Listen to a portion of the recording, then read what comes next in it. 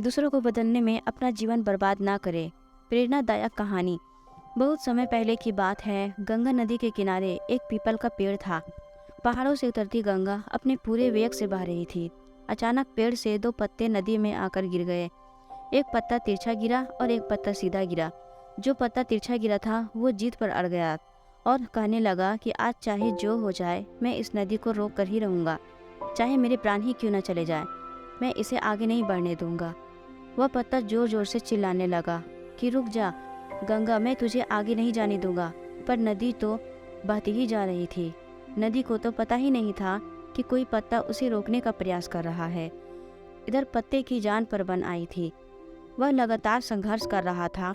वो पत्ता नहीं जानता था कि बिना लड़े भी वही जाना था जहाँ थक कर और हार कर पहुँचेगा। परंतु अब और तब के बीच का समय उसके लिए दुख और संताप का समय बन चुका था। वही दूसरा पत्ता जो सीधा गिरा था, वह नदी के प्रवाह के साथ बड़े मजे से बहता जा रहा था और कह रहा था कि चल गंगा, आज मैं तुझे तेरी मंजिल तक पहुंचाऊंगा। चाहे जो हो जाए मैं तेरे मार्ग में कोई भी अवरोध नहीं आने दूंगा। नदी को इस पत्ते के बारे में भी कुछ पता नहीं था। वह तो अपने धुन में सागर की ओर बहती जा रही थी। लेकिन यह पत्ता खुश और आनंदित था, क्योंकि उसे तो लग रहा था कि मैं ही नदी को अपने साथ बहाए ले जा रहा हूँ।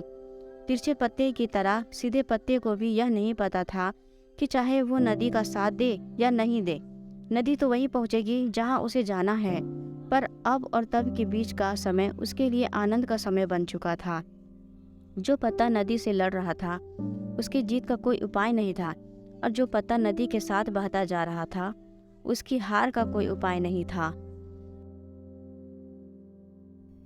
दोस्तों, यह कहानी हमें यह सिखाती है कि जिस दिन हम लड़ना छोड़ देते हैं उस दिन से हम जीना शुरू कर देते हैं। अब लड़ना छोड़ देने का अर्थ यह नहीं है कि आप सपने ना देखें या उसके लिए मेहनत करना बंद कर दें, बल्कि लड़ना छोड़ देने का अर्थ यह है कि आप उन चीज़ों की बदलने की कोशिश ना करें जो आपके हाथ में नहीं हैं। यही खुश रहने का मूल मंत्र है। दूसरों को बदलने में अपना जीवन को बर्बाद ना करें, बल्कि खुद को बदलें। दोस्तों, आशा करती हूँ कहानी अच्छी लगी होगी। अगर कहानी अच्छी लगी हो तो वीडियो को लाइक, शेयर, कमेंट जरूर करें और हमारे चैनल को सब्सक्राइब करें। कहानी सुनने के लिए आपका बहुत बहुत धन्यवाद।